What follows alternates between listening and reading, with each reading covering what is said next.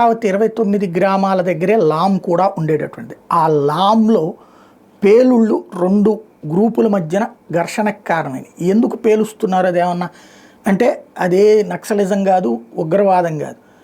గనులు తవ్వుకోవడానికి సాధారణంగా ఏ టెప్పర్లో లేకపోతే ఇంకొకటో వాడి ప్రొక్లైనర్లో వాడి చేస్తారు. అలా కాకుండా బ్లాస్ట్ చేసి వాడుతుంటే ఆ బ్లాస్ట్ కారణంగా వచ్చిన రాళ్ళు ఊరి మీద పడటం ప్రారంభమైతే 2 వర్గాలు ఒకే పార్టీ అధికార పక్షానికి సంబంధించిన 2 వర్గాలు అంటున్నారు. వేరే వాళ్ళు అయ్యి ఉంటే కనుక వేరే పార్టీ వాళ్ళు అయితే ఈ పార్టీకి రచ్చరచ్చ నడిచేది.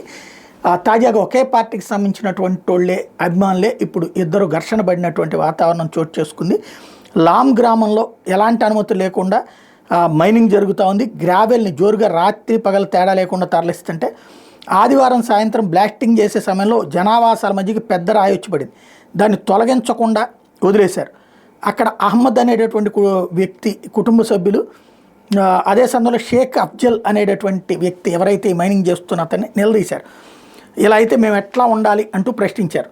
దానికి స్థానికులు కూడా తోడయ్యారు. ఇదేంది మీరు వచ్చి ఇక్కడ మైనింగ్ చేసుకోవడం ఏంది, ఏ పర్మిషన్ ఉండి చేసుకున్నారు, ఆయన బ్లాస్టులు చేయడం ఏంటి, బ్లాస్ట్ చేసిన మెటీరియల్ అంతా వచ్చి మా ఇళ్ల మీద పడడం ఏంటి, రేపు పొద్దున పగిలితే ఇళ్ళు ఎవడు బాధ్యత వహిస్తాడు అని చెప్పి అడిగేటప్పటికి, దాంతో మహిళలు కూడా తోడయ్యేటప్పటికి ఇద్దరు గొడవ పడినటువంటి పరిస్థితి. చివరికి అఫ్జల్ చొక్కా చిరిగిపోయింది. దీంతో ఆగ్రహించినటువంటి అఫ్జల్ వర్గీయులు ఎదురుదాడికి దిగారు. దీంతో గ్రామంలో ఉద్రిక్తత ఏర్పడింది.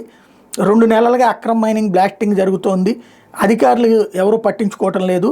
2 సార్లు కలెక్టర్తో పాటు మైనింగ్ విజిలెన్స్ అధికారులకు గ్రామస్తులు నేరుగా చెప్పినా కూడా పట్టించుకోవటం లేదన్నటువంటిది తాజాగా చెప్తున్నటువంటి అంశం. అయితే పోలీసులు కానీ ఎవరు కూడా దీని మీద స్పందిస్తున్న పరిస్థితి లేదు.